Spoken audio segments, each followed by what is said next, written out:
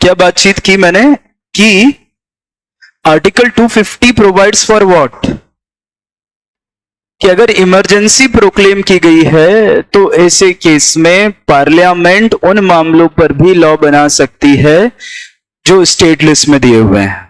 ठीक, अब दूसरी बात आगे, और इमरजेंसी क्या होता है। ठीक, तो मैंने कहा कि कॉन्स्टिट्यूशन ऑफ इंडिया में 3 तरह की इमरजेंसी है बच्चों। एक है नेशनल इमरजेंसी,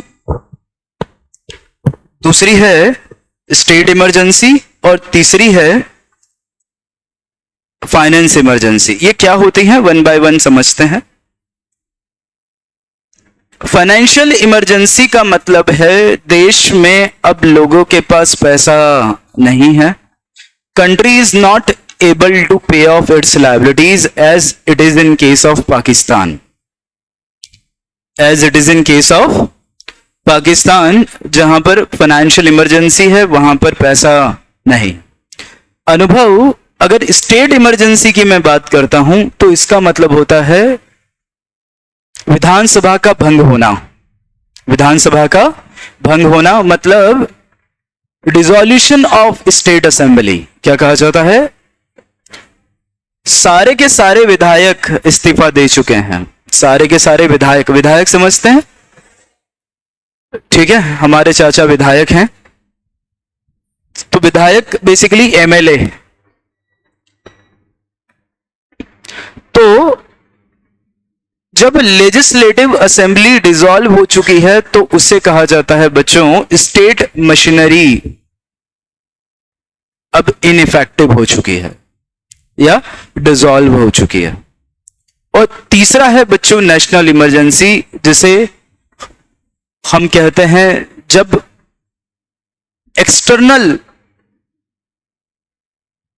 लोग या आउटसाइडर्स जब आर्म्ड हैं या फिर रेबेलियन हैं और क्या कर रहे हैं, एक कंट्री पर अटैक कर रहे हैं।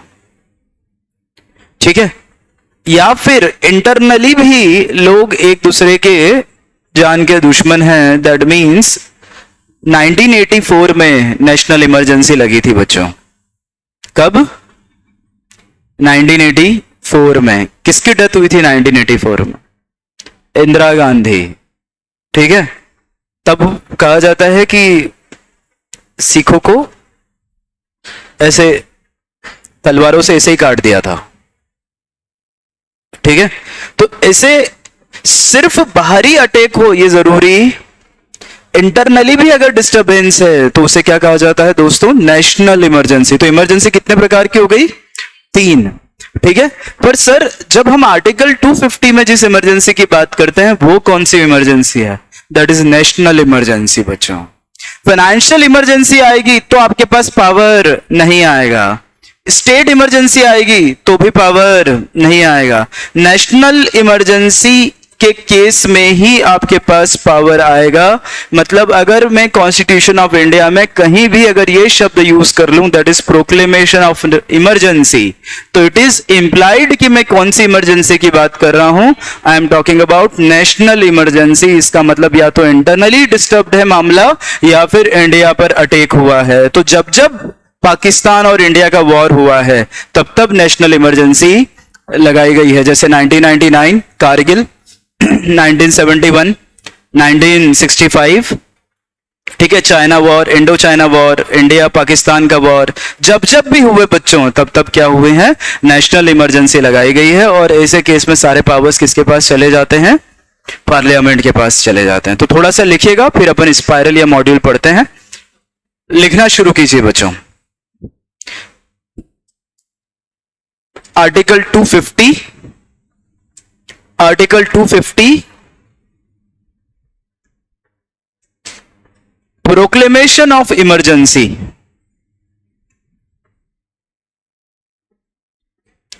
प्रोक्लेमेशन ऑफ इमरजेंसी,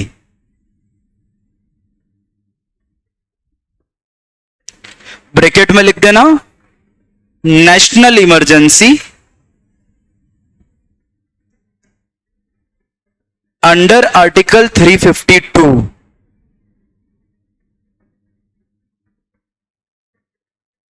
ठीक, हिंदी में लिखेगा उसी के आगे। इसका मतलब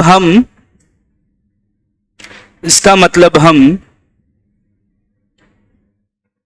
स्टेट इमरजेंसी और फाइनेंशियल इमरजेंसी की बात नहीं कर रहे। स्टेट इमरजेंसी और फाइनेंशियल इमरजेंसी की बात नहीं कर रहे। Bracket close. ठीक है, लिखिएगा इसमें, where emergency has been proclaimed, where emergency has been proclaimed in India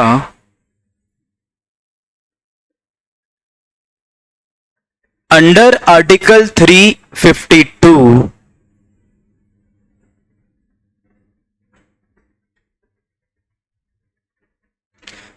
all the power vested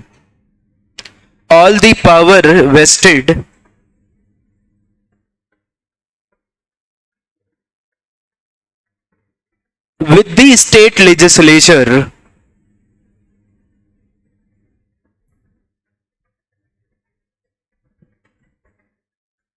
in relation to state list,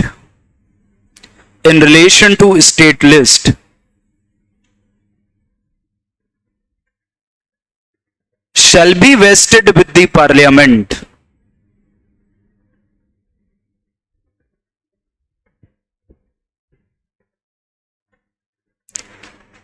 And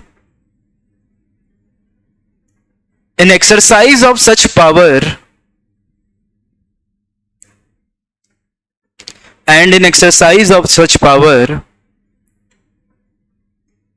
Parliament may make law accordingly. Parliament may make law accordingly. Parliament may make law accordingly.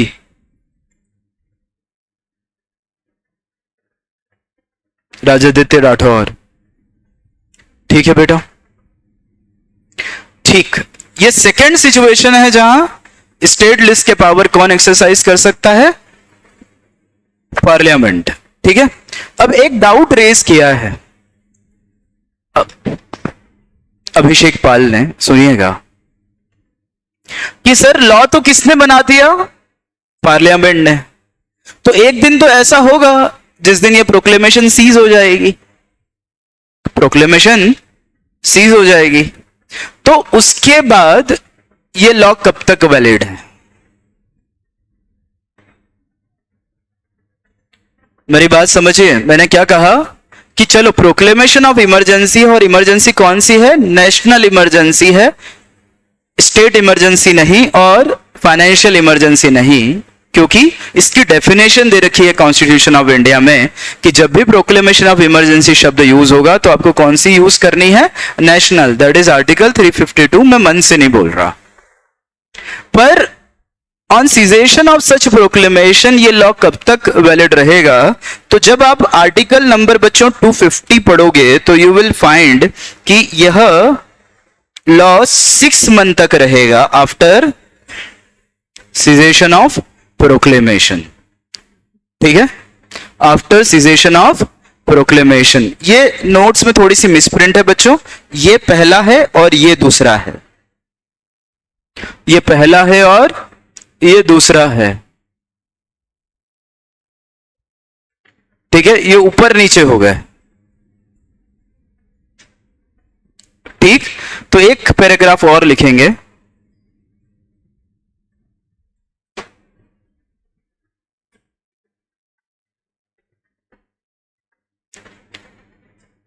Such law so made by parliament, such law so made by parliament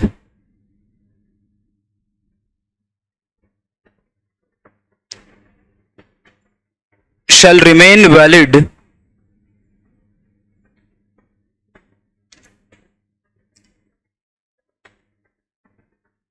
for 6 months after cessation of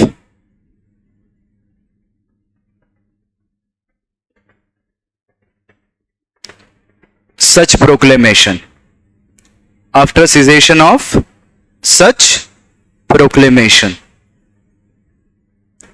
बात clear? ठीक है, आगे बढ़ जाएं। सिर्फ दो situation नहीं है, there are certain other situations as well. Article अब 252 की बात कर रहे हैं, पहले ध्यान से सुनो, उसके बाद स्पाइरल पे देखेंगे। अगर दो या दो से अधिक स्टेट लेजिस्लेचर, दो या दो से अधिक स्टेट लेजिस्लेचर अंडर डिस्प्यूट हैं किसी मामले को लेकर, मामला किसका है? स्टेट लिस्ट का है। हर एक स्टेट अपना लॉ बनाएगा, हर एक स्टेट अपनी मनमानी चलाएगा। तो जो भी एक स्टेट लॉ बना रहा है, दूसरा स्टेट उसके अगेंस्ट जा रहा है, बोले ऐसा सही नहीं, तो उनका कहना है कि अगर ये स्टेट लेजिस्लेचर अपने यहां रिजोल्यूशन पास कर दें, क्या कर दें? अपने यहां रिजोल्यूशन पास कर दें और बोलें इस मामले पर लॉ कौन बना दे?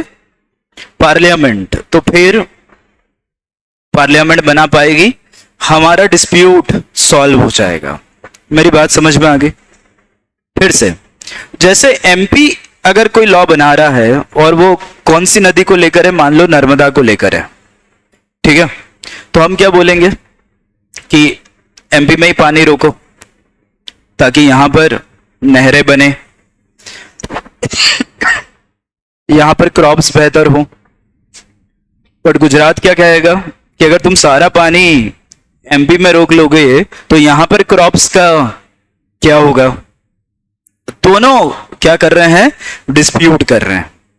तो ऐसे केस में ये दोनों स्टेट लेजिस्लेचर अपने यहां रिजोल्यूशन पास करके किसको अथॉरिटी दे सकते हैं? किसको अथॉरिटी दे सकते हैं? They can give authority to the parliament, और पार्लियामेंट ऐसे केस में खुद लॉ बना सकता है। करेक्ट? अब सुनना मेरी बात, बात खत्म नहीं हुई यहां। अभी तक तो दो स्टेट्स ने मिलकर रिजोल्यूशन पास किया,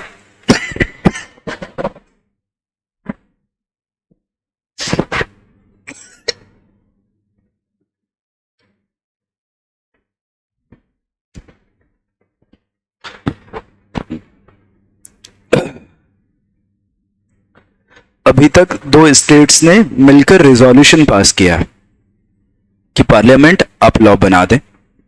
लॉ बन गया, अब हमारे यहां तो यही लॉ चलेगा।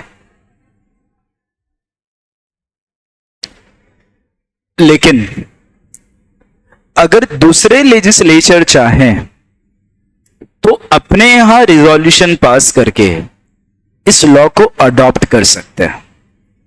मतलब आर्टिकल 252 में बच्चों दो बातें, स्टेट लेजिस्लेचर अपने यहां रिजोल्यूशन पास करके पार्लियामेंट को अथॉरिटी दे दें और पार्लियामेंट लॉ बना लेगी, और दूसरा, अगर एक बार लॉ बन जाए तो बाकी के स्टेट लेजिस्लेचर क्या कर सकते हैं? रिजोल्यूशन पास करके उसे अडॉप्ट कर सकते हैं। अडॉप्ट कर सकते हैं इसका मतलब क्या?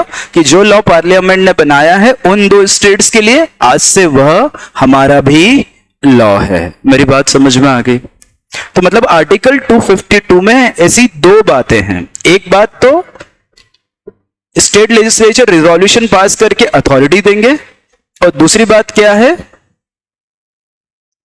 कि अडॉप्ट करेंगे। अब एक बार इसको पढ़ना बच्चों, आर्टिकल 252 को, फिर अपन समझते हैं। आप पढ़िए एक बार, फिर मैं पढ़ाऊंगा। जो ऑनलाइन है वो पढ़ें एक बार, जिनके पास नोट्स हैं वो नोट्स से पढ़ लें। क्या लिखा है देखो, if it appears to legislature of 2 or more states, legislature of 2 or to be desirable that any matters with respect to which parliament has no power to make law for the states except as provided under article 249 250 should be regulated in such state by parliament by law. दो या इससे अधिक states का कहना है कि ऐसा मामला जिसके पास पार्लियामेंट को लॉ बनाने का अधिकार नहीं है, इवन 249 और 250 में भी नहीं है, पर स्टेट्स चाहते हैं कि भैया इस पर कौन लॉ बना दे? पार्लियामेंट. तो and if resolution to that effect are pass by all the houses of legislature of those states मतलब कौन से है? ये टू और मोर, ठीक है, जिसमें डिस्प्यूट है. It shall be lawful for parliament to pass an act for regulating that matter accordingly and any act so passed shall apply to such states. Clear है? यहां पर पहला हिस्सा खत्म, फर्स्ट पार्ट इज ओवर. अब अपन दूसरे हिस्से की बात कर रहे हैं. And to any other state by which it is adopted afterwards by resolution passed in that behalf by the house where there are two houses by each of the houses of legislature of that state. अब मुझे दो बातें करनी है. एक, यहां पर resolution सिर्फ बोला गया है, जबकि आर्टिकल 249 में जो रेजोल्यूशन है उसमें बोला गया है 2/3 मेजोरिटी से ऑफ प्रेजेंट एंड वोटिंग. तो इस रिजोल्यूशन का मतलब अनिकेत कैसे निकाला जाए? क्या यह भी 2/3 वाला है या यह भी कोई और है? यह रिजोल्यूशन कैसे पास होगा? एक तो पहला क्वेश्चन. और दूसरा क्वेश्चन ये कि स्टेट अगर अडॉप्ट करेगा तो अपने स्टेट लेजिस्लेचर में रिजोल्यूशन पास करेगा. ठीक है, कैसे करेगा समझेंगे.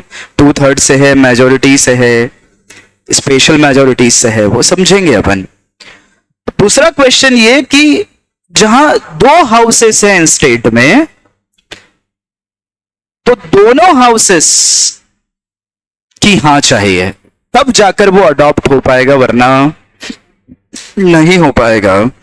प्रश्न है, क्या स्टेट में भी दो हाउसेस होते हैं?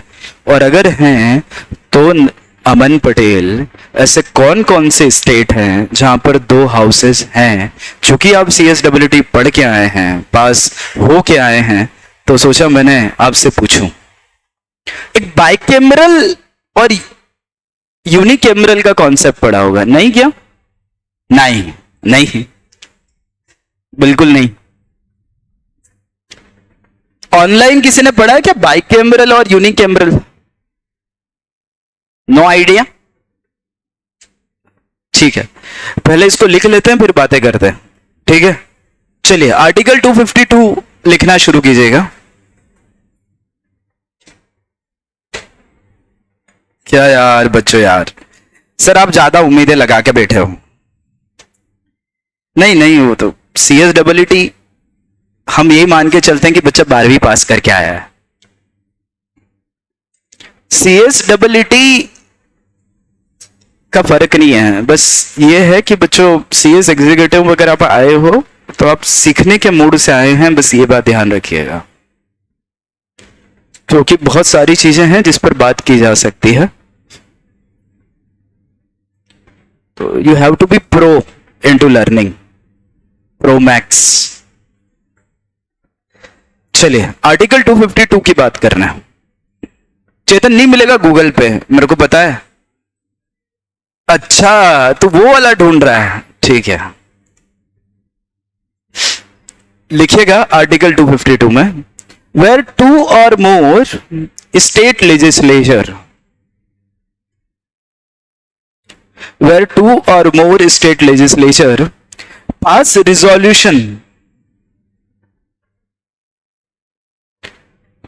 resolution to authorize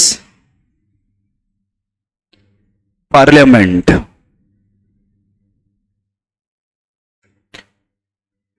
to make law on a matter which parliament is not entitled.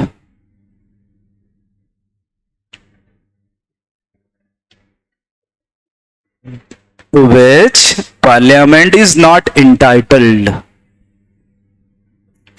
Bracket में state list.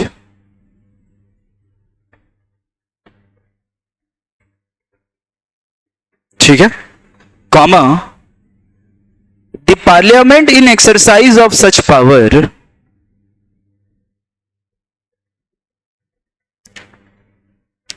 Parliament in exercise of such power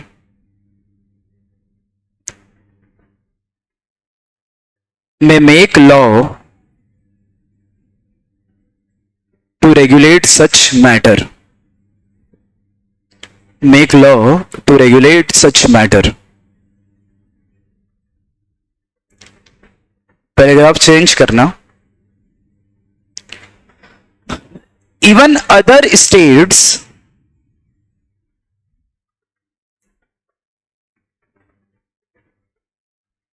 by resolution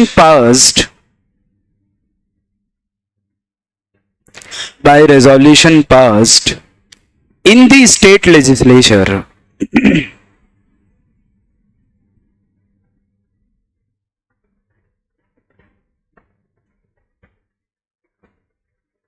or in case of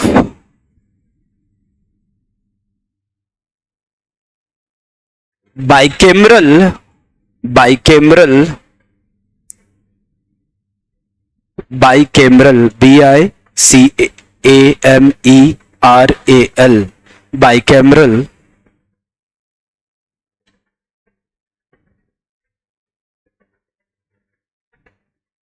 both in state assembly and legislative council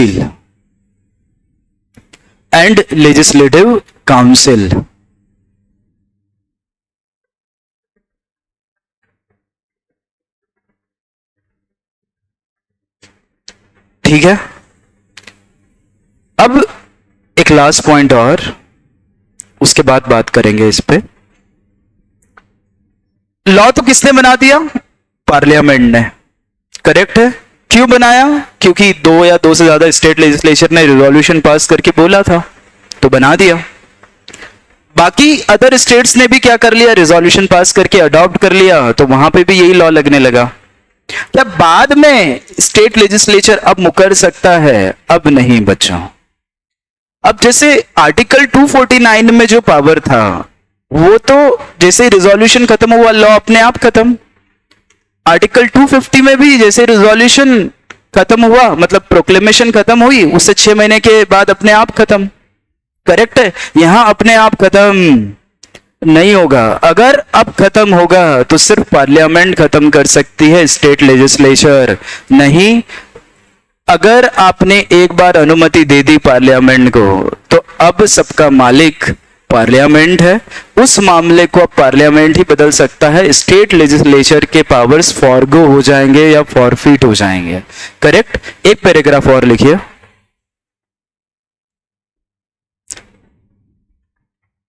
Law so passed by the parliament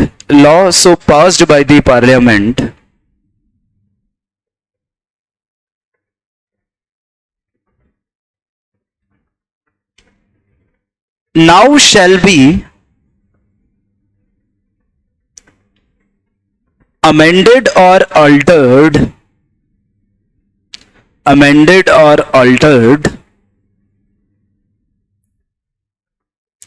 by the parliament only.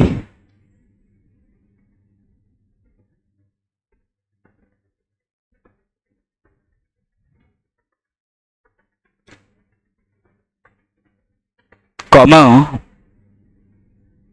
state legislature has lost its power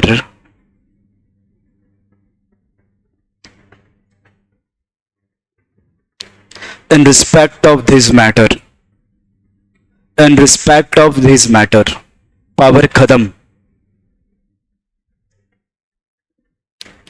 अब जो प्रश्न मैंने आपको बोले थे मेरे हिसाब से वही प्रश्न बाकी हैं, बाकी प्रोविजन एक बार आप पढ़ लो। मेरे हिसाब से ऐसा कुछ नहीं है जो आपको समझ में नहीं आया होगा। बस रिजोल्यूशन मतलब क्या यहां पर, और बाइकेमरल स्टेट लेजिस्लेचर मतलब क्या, सिर्फ यही दो बातें हैं। बाकी एक बार आप देख लीजिए, मेरे हिसाब से प्रश्न नहीं होगा। चेक करो आर्टिकल 252।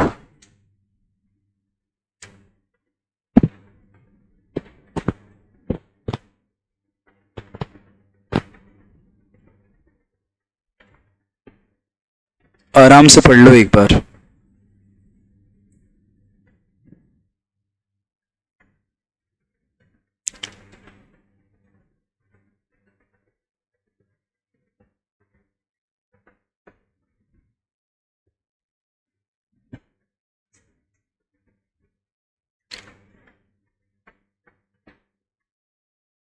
ठीक है विकास, इतना ही है ना।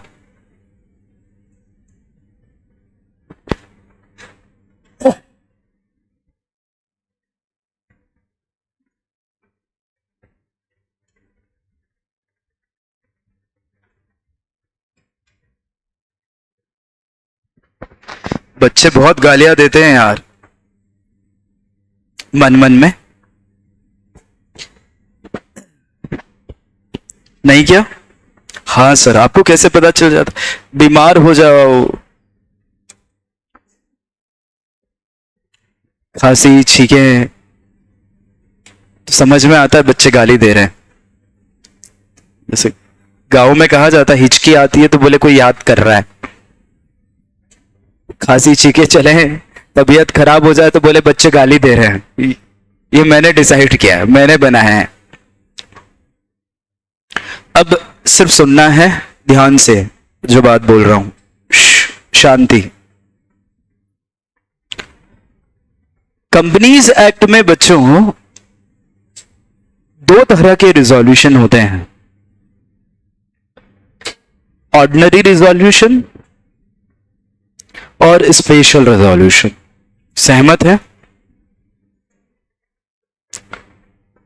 जब तक आयुष अग्रवाल कंपनीज एक्ट में यह ना बोला जाए कि रिजोल्यूशन स्पेशल है, तब तक हमेशा वहां पर ऑर्डिनरी रिजोल्यूशन लगता है। यही नियम है। क्या है? नियम। वैसा ही कुछ नियम कॉन्स्टिट्यूशन में है कि जब तक स्पेसिफिकली ना बोला जाए कि रिजोल्यूशन किस प्रकार का, तब तक हमेशा resolution majority of present and voting होगा। सर आपको कैसे पता चला? Article 100 of constitution of India से। कौन सा? सर क्या आर्टिकल 100 हमें याद करने की जरूरत है? नहीं, आपको जरूरत नहीं है। बट तुम्हें पता होना कि अगर मैं रिजोल्यूशन की बात कर रहा हूं, मैंने नहीं लिखा 2/3, मैंने नहीं लिखा total members present in voting, मैंने कोई स्पेशल मेजोरिटी नहीं बताई कि भैया 2/3 1/3 निकालो, रेटिफिकेशन करवाओ, मैंने ऐसी कोई बात नहीं की। तो article 100 of constitution of India अगर प्रियांशी साहू आप पढ़ेंगी तो यू विल फाइंड कि प्रेजेंट एंड वोटिंग की मेजोरिटी से रिजोल्यूशन पास होगा। यहां पे ये तो नहीं लिखा उन्होंने कि भैया 2/3 1/3 टोटल मेजोरिटी, ऐसा कुछ भी नहीं बोला। तो it is always by majority of present and voting, and where I have it derived from article number 100 of constitution of India. तो ये बात क्लियर हो गई क्या? अब बोलो तो लिखिएगा, in accordance with article 100 of constitution of India,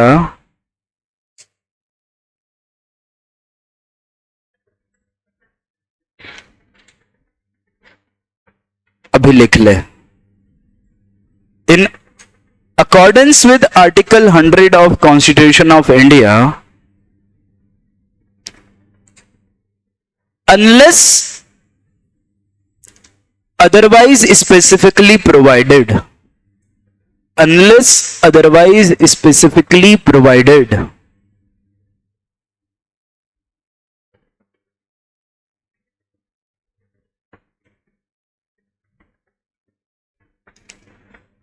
Every resolution shall be passed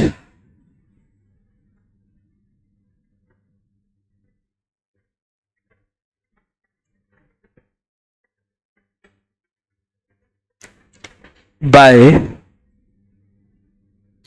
majority of present and voting.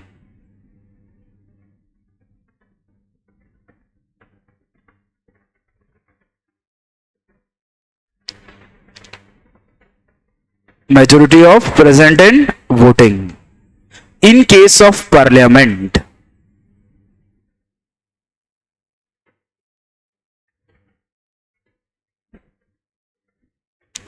And in the same manner in state legislature.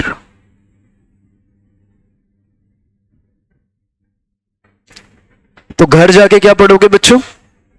Article 100 और चेक करना, कल डाउट आए तो पूछना। मेरी बात क्लियर? अब बात कर रहे हैं अगली कि सर बाइकैमरल स्टेट लेजिस्लेचर का मतलब क्या होता है? तो वैसे तो स्टेट्स में बच्चों एक ही हाउस होता है। क्या होता है? एक ही हाउस होता है जिसे हम स्टेट असेंबली कहते हैं। बट अगर किसी स्टेट का एरिया अर्थात क्षेत्रफल बहुत ज्यादा है, बड़ा एरिया है, जैसे यूपी बहुत बड़ा स्टेट है, ठीक है, आंध्र प्रदेश, तेलंगाना, ठीक है, तो बच्चों कुछ स्टेट्स मतलब जिनकी संख्या अभी वर्तमान में 6 है, 2 प्रपोज्ड है, तमिलनाडु और एमपी। 2 प्रपोज्ड हैं, तमिलनाडु और एमपी बच्चों, जहां पर बाइकैमरल प्रपोज्ड है। बाकी ऐसे 6 अदर स्टेट्स हैं बच्चों जहां पर 2 हाउसेस स्टेट में आ रहे हैं। अब देखो पार्लियामेंट में तो 2 हाउसेस है ही, लोकसभा, और वो तो हमेशा ही बाइकैमरल है। बट स्टेट लेजिस्लेचर में भी ऐसे टोटल 6 हैं और 2 अभी प्रपोज्ड हैं, yet to come into effect, जिसमें मध्य प्रदेश भी एक है जिसमें 2 हाउसेस बनेंगे। और जब 2 हाउसेस होते हैं बच्चों तो आपको दोनों की कंसेंट लेनी पड़ती है। पहला हाउस तो लेजिस्लेटिव असेंबली होता है और दूसरा हाउस होता है लेजिस्लेटिव काउंसिल, विधान परिषद। विधान परिषद, मेरी बात समझ में आ गई? तो अभी एट प्रेजेंट ये कितनी जगह अप्लीकेबल है? 6 स्टेट्स में, ठीक है, 2 और प्रपोज्ड हैं। मेरी बात क्लियर? बोलो बच्चों, तो ध्यान रहेगा। अब नेहा बूचा, ओम पटेल, पल्लवी पाटीदार, पारुल रायकवाड़, प्रसुक, आगे बढ़ जाऊं। Last article, article 253, article 253, 254 already पढ़ा चुका हूं, पढ़ा दिया ना? अनुभव 254 पढ़ाया कि नहीं पढ़ाया? बेटा अटेम्प्ट जून कर ले। अनुभव नहीं पढ़ पा रहा है तो कोई दिक्कत थोड़ी है। हाँ,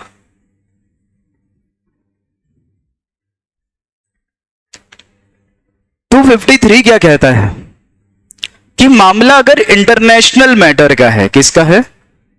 या इंटरनेशनल मैटर नहीं बोलना चाहिए, इंटरनेशनल एग्रीमेंट या ट्रीटी का है, ठीक है, मतलब इंडिया की G20 समिट में या फिर आसियान, करेक्ट, या फिर ब्रिक्स, नाम सुना ना? हाँ बिल्कुल, बहुत बढ़िया। सार पढ़ा है क्या ये सब? CSEET, अच्छा बहुत बढ़िया। तो अगर इंडिया इनमें से किसी रीजनल पार्टी का या रीजनल ग्रुप का, या रीजनल पार्टी ग्रुप नहीं बोलना चाहिए, रीजनल एसोसिएशन का अगर पार्ट है और कंट्रीज के मध्य इंटरनेशनल एग्रीमेंट है, अब उस एग्रीमेंट में जो मैटर डिस्कस्ड है या जिस पर ऑब्लिगेशन है वो मैटर वैसे तो स्टेट लिस्ट में आता है। किस में आता है? बट आर्टिकल 253 कहता है कि अगर इस मैटर पर इंटरनेशनल एग्रीमेंट या ट्रीटी हो चुकी है, then in that case parliament ही उस पर लॉ बनाएगी, भले ही मामला स्टेट लिस्ट का है। And this is article 253 of constitution of India. मेरी बात क्लियर? ठीक है, एक बार इसे पढ़ लीजिए। Notwithstanding anything contained in the foregoing provision of this chapter, Parliament has power to make law for whole or part of the territory of India for implementing any treaty or agreement or convention with any other country or countries or in international conferences. ठीक है? हाँ बच्चों, इधर से कुछ question था किसी बच्चे का? बताएं बेटा, पूछें आप। ठीक है, आर्टिकल 253 लिखिएगा।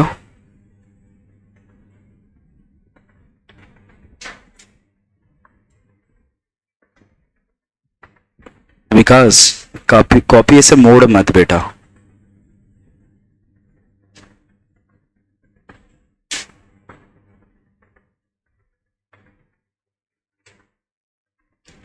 मार्जिनल नोट लिखिएगा।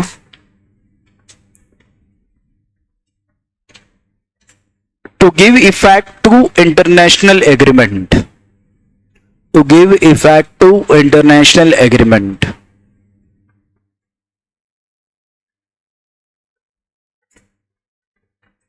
To give effect to international agreement. ठीक है,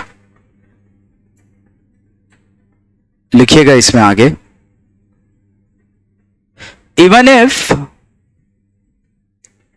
अ matter fall in, even if a matter fall in state list, even if a matter falls in state list,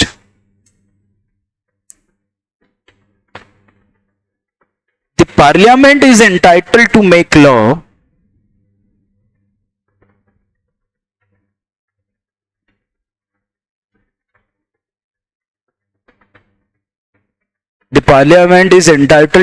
law on such matter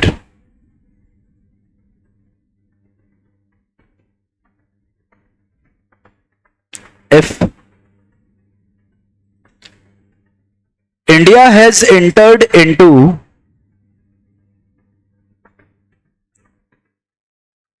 treaty or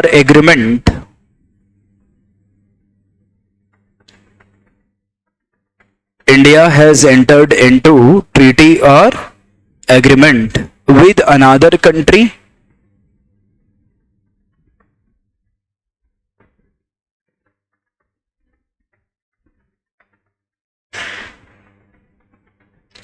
or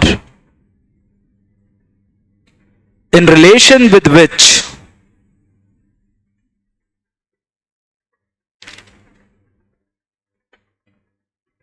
decision has been taken in relation with which decision has been taken in international conference.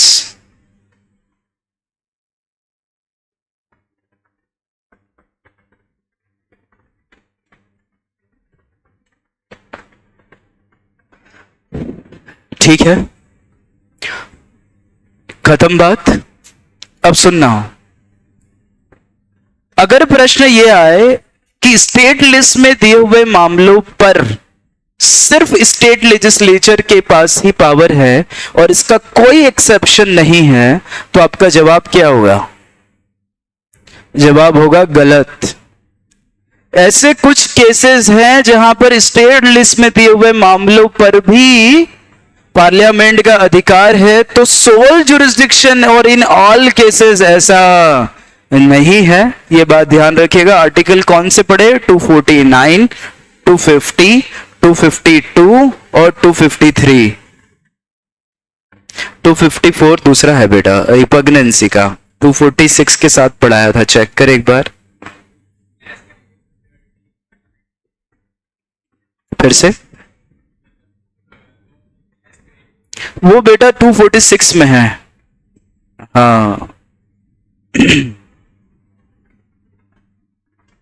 जब दोनों ने power exercise किए तो क्या होगा, but अपने को तो वो बता रहे हैं कि कौन से केस में पावर एक्सरसाइज कौन कर सकता है, पार्लियामेंट कर सकती है। तो ये 4 केस लिख कर आने हैं, 249, 250, 252 और 253। और इसका मतलब यह है कि स्टेट के पास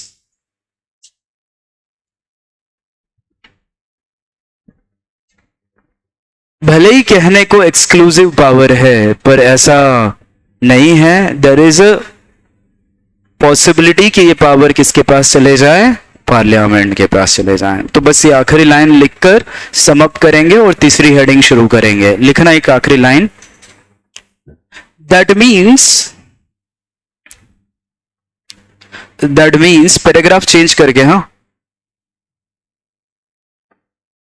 the power vested with the state legislature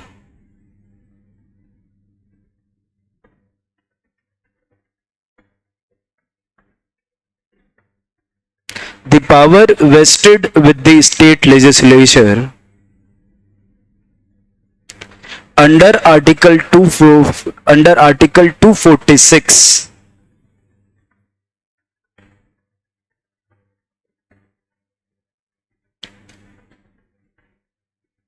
is not prerogative, PREROGATIVE,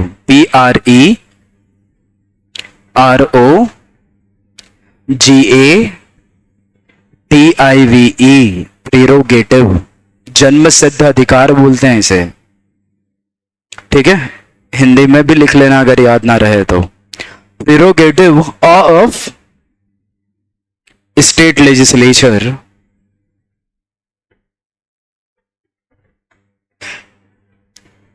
and parliament may also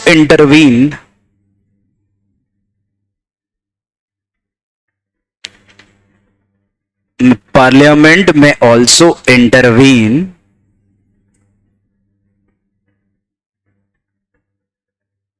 in exercise of such power by article 249, 250, 252 and 253। ठीक है, ये 2 हेडिंग्स खत्म हो गई बच्चों आपकी। पहली कि पार्लियामेंट और स्टेट लेजिस्लेचर लॉ बना सकती है, तो उनकी टेरिटोरियल जुरिस्डिक्शन क्या होगी और उनकी सब्जेक्ट मैटर जुरिस्डिक्शन क्या होगी। ठीक है, और दूसरा केस, स्टेट लेजिस्लेचर को नो डाउट स्टेट लिस्ट में दिए हुए मामलों पर रेजोल्यूशन पास करने का अधिकार है, बट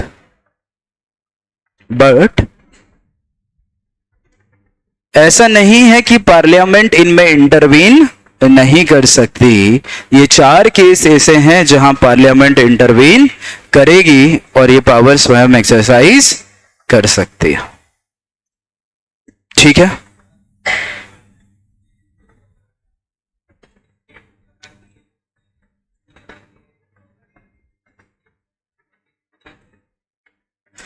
अगर हमने पावर किसको दे दिया, पार्लियामेंट को दे दिया, कहां पर, आर्टिकल 252 में, तो हमने तो हमारा पावर ही फॉरगो कर दिया, तो जो उनका पावर है वही चलेगा। तो आर्टिकल 252 में तो पावर किसका, पार्लियामेंट का ही। स्टेट लेजिस्लेचर के राइट खत्म, भले ही स्टेट लेजिस्लेचर को गलत भी लगे तो वो कुछ नहीं कर पाएगा। बट अगर 249 में कोई लॉ बनाया या फिर 250 में कोई लॉ बनाया और स्टेट लेजिस्लेचर को लगता है कि ये सही नहीं है, तो क्या होगा। तो अब पढ़िए आर्टिकल 251।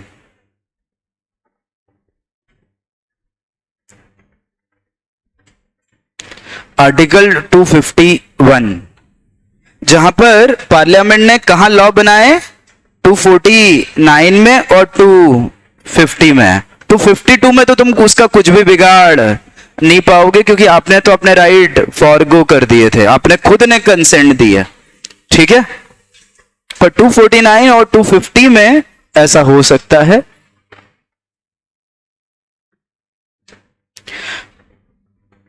एक डाउट आ रहा है पीछे से, सर 249 में भी तो कंसेंट दी है, 252 में कंसेंट दी, इसलिए आप बोल रहे हो कि भैया आप कुछ नहीं कर सकते। सर 249 में भी तो कंसेंट थी ना, कंसेंट किसने दी थी? स्टेट काउंसिल ऑफ स्टेट्स ने दी थी, करेक्ट। काउंसिल ऑफ, क्या स्टेट असेंबली ने दी थी? क्या स्टेट लेजिस्लेचर ने दी थी? नहीं। तो इस काउंसिल ऑफ स्टेट तो किसका पार्ट है? पार्लियामेंट का ही पार्ट है। तुमने स्टेट लेजिस्लेचर से पूछा क्या? नहीं। तो फिर हमें प्रॉब्लम हो सकती है, कहां? आर्टिकल 251 में। बट आर्टिकल 252 में तो स्टेट लेजिस्लेचर खुद बोल रहा है। देखो 252 में कंसेंट किसकी है? स्टेट लेजिस्लेचर की है। तो फिर तो डॉक्ट्राइन ऑफ एस्टॉपल लग गया। आप कैसे मुकर सकते हो? तुमने तो हां कर दी थी, अब आप मुकर नहीं सकते। तो ध्यान रखना 252 में भी कंसेंट है और 249 में भी कंसेंट है, बट 249 वाली कंसेंट स्टेट लेजिस्लेचर की, that is of Rajya Sabha, council of state, जो कि पार्लियामेंट का पार्ट है। इसलिए स्टेट को दिक्कत हो सकती है, ठीक है। आर्टिकल 251 पढ़िएगा एक बार।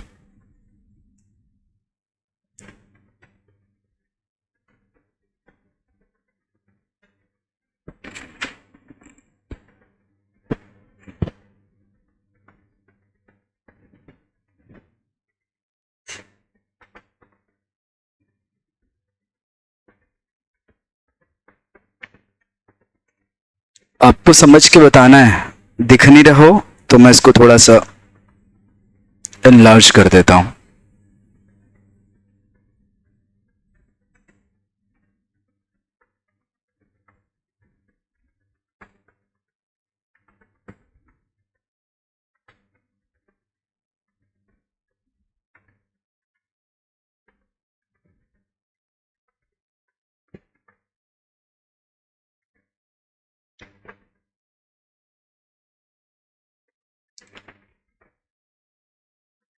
क्या समझ में आया?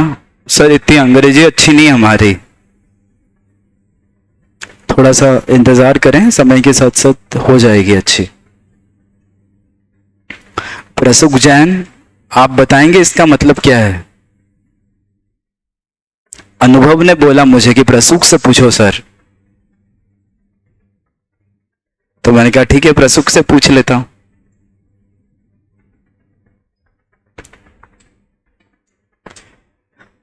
देखो सुनना, जो लिखा हुआ है मैं पहले बोल देता हूं फिर पढ़ेंगे। पार्लियामेंट ने 249 या 250 में पावर एक्सरसाइज किया और लॉ बना दिया, ठीक है। पर लॉ किसके मैटर पे था? स्टेट लिस्ट के, है ना। अब उनका कहना है कि यहां पर पावर किसके पास था? स्टेट के पास, पर पार्लियामेंट एक्सरसाइज कर रही है। तो इसका मतलब यह नहीं कि स्टेट लेजिस्लेचर अब लॉ बना नहीं सकता उसी मैटर पे, क्योंकि पावर तो उसका भी था। और यह भी हो सकता है कि स्टेट का लेजिस्लेचर का ऑलरेडी उसी मैटर पे कोई लॉ हो और उसके बाद पार्लियामेंट ने अपना लॉ बनाया 249 में या 250 में, ठीक है।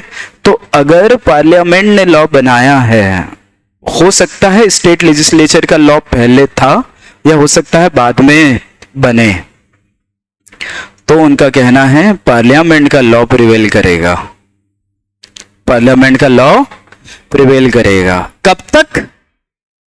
जब तक 249 चल रहा है या 250 चल रहा है, और उसके बाद वापस किसका इफेक्ट में आने लग जाएगा? स्टेट लेजिस्लेचर का। मेरी बात समझ में आई?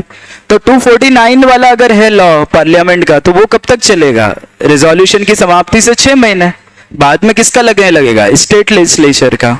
आर्टिकल 250 में बनाया अगर पार्लियामेंट ने, तो कब तक चलेगा? प्रोक्लेमेशन की सीजेशन से 6 महीने, और उसके बाद किसका चलेगा? बात समझ में आ गई क्या? ऑनलाइन वाले जरा थम्स अप दे दें फटाफट फटाफट।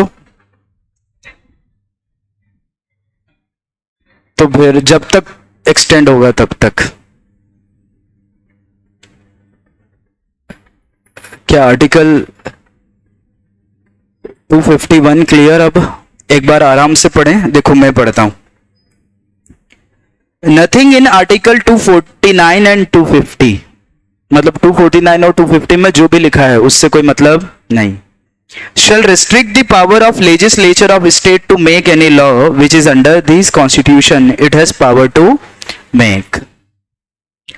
ठीक है, क्योंकि काउंसिल ऑफ स्टेट्स ने खुद ही रेजोल्यूशन पास करके हमारा पावर दे दिया, पर हमारा पावर तो आज भी है। But if any provision of law made by the legislature of state is repugnant to any provision of law made by which parliament has under either of the said articles मतलब 249 और power to make the law made by parliament whether passed before or after law made by legislature of state shall prevail, and the law made by legislature of state shall to the extent of the repugnancy be inoperative। पर कब तक? so long as parliament continues to have effect. जब तक law parliament का चलेगा तब तक हम शांत रहेंगे। जैसे ही पार्लियामेंट का लॉ हटा, हमारा लॉ फिर से एप्लीकेबल हो जाएगा। तो चेतन राठौर, बात क्लियर? अब पर 252 में आप कुछ नहीं कर पाओगे, क्योंकि 252 में तो आपने खुद ने पावर दिया है, तो मतलब मामला खत्म। 253 में भी कुछ नहीं कर पाओगे। बस कहाँ है? 249 और 250 है, जहां पर आपको सिर्फ तब तक शांत रहना है जब तक वहां का लॉ इफेक्ट में है। ठीक है, बोलो, लिख लें इसे भी? चलो लिख लो यार, इसको भी लिख लो। आज चेतन के कहने पे पढ़ा दिया मैंने तो।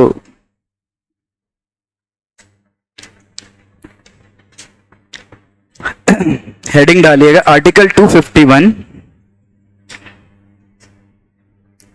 Article Shivani 251, inconsistency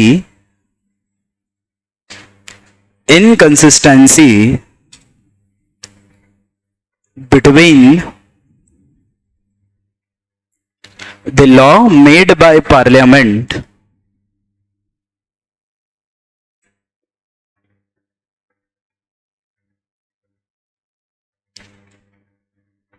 under article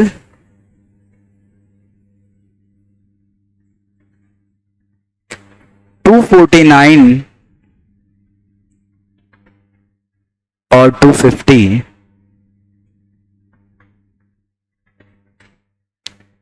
and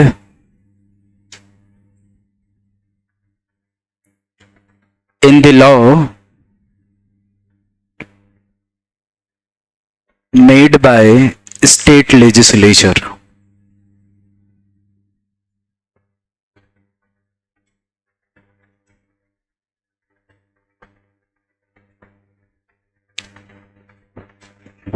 लिखिएगा इसमें, the law made by parliament shall be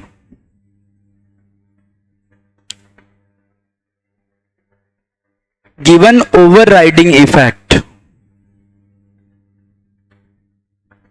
The law made by parliament shall be given overriding effect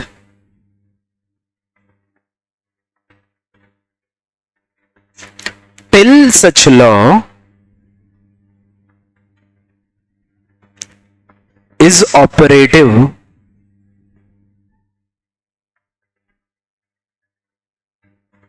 under article 249 और 250।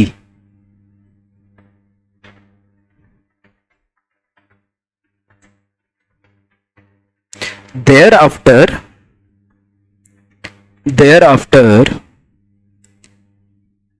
law made by state legislature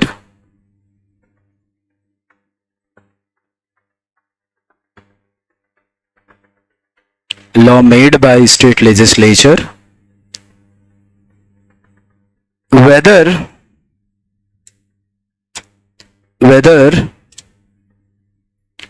prior or after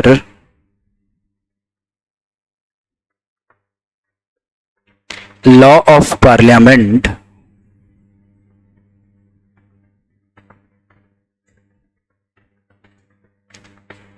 shall be given effect. पढ़ लीजिए, ये बात समझ में आ रही है क्या?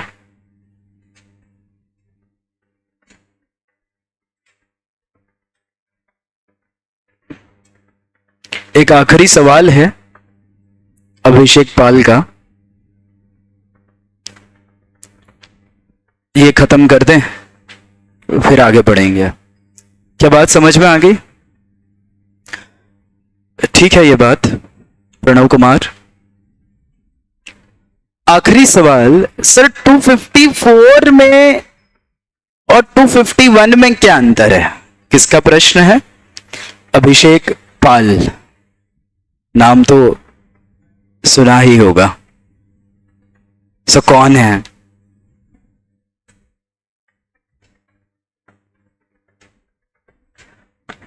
टू 254 में और प्रियांशी साहू 251 में क्या अंतर है? प्रश्न ये है। धनेश्वरी, दोनों में कॉन्फ्लिक्ट है, 251 में भी कॉन्फ्लिक्ट है और 250, बट 254 में जो कॉन्फ्लिक्ट है वो उन मामलों में है जो कॉन्करेंट लिस्ट के हैं, और 251 में जो कॉन्फ्लिक्ट है वो स्टेट लिस्ट के हैं। बात समझ में आई क्या?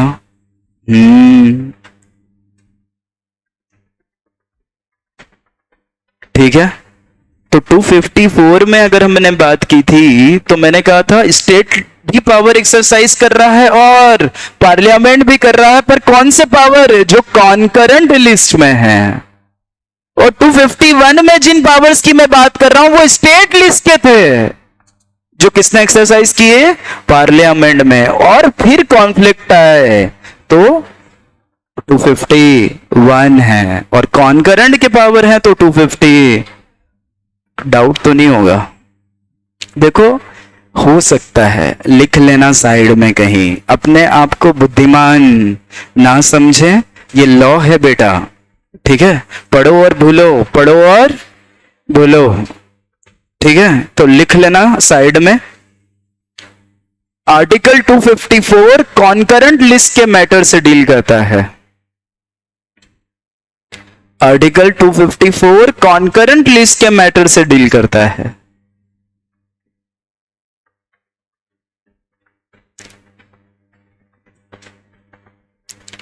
जबकि आर्टिकल 251 श्री भालिका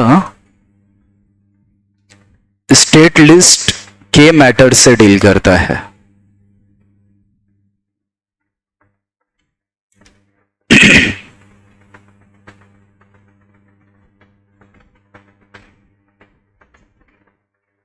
ठीक है, दो headings complete. Law making power of parliament in state legislature, और दूसरा कब पार्लियामेंट उन मामलों पर भी लॉ बना सकती है जो स्टेट लिस्ट में आते हैं। ठीक है, अब थर्ड हेडिंग डालिए, principles of interpretation. Third heading डालें, प्रिंसिपल ऑफ इंटरप्रिटेशंस या principle of interpretation in case of conflict between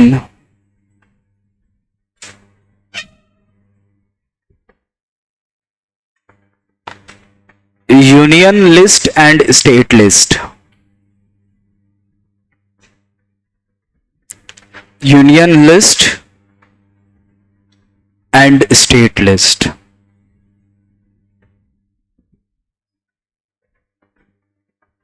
ठीक है, समझना क्या कह रहा हूं मैं। अगर कोई मैटर कॉन्करेंट लिस्ट में है तो पार्लियामेंट भी लॉ बना सकता है, स्टेट लेजिस्लेचर भी लॉ बना सकता है।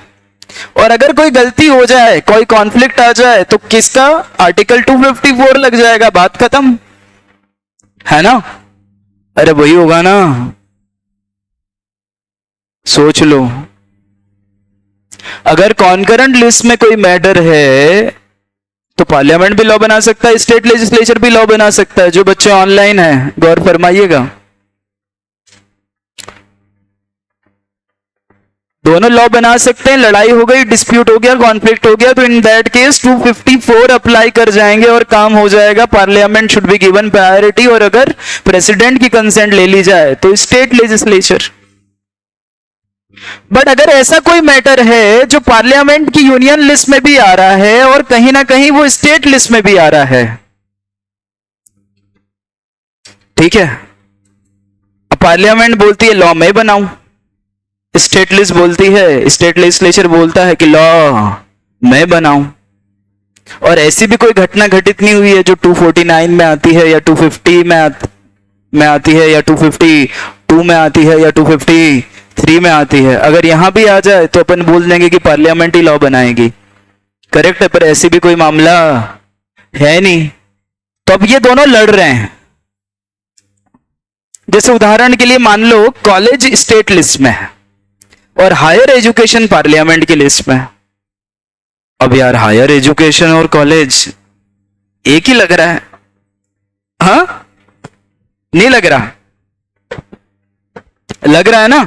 तो पार्लियामेंट बोलता है हायर एजुकेशन मेरे पास है, मतलब कॉलेज का तो मैं ही मनाऊंगा। और स्टेट लेजिस्लेचर बोलता है कॉलेज मेरे पास है, तो फिर हायर एजुकेशन और क्या होता है भैया। अब ये लड़ रहे हैं, तो इस सिचुएशन को कैसे हैंडल किया जाए ये सीखना है। अब जैसे स्टेट लेजिस्लेचर के पास ये मामला है कि हेल्थ से संबंधित तुम खुद हैंडल करोगे।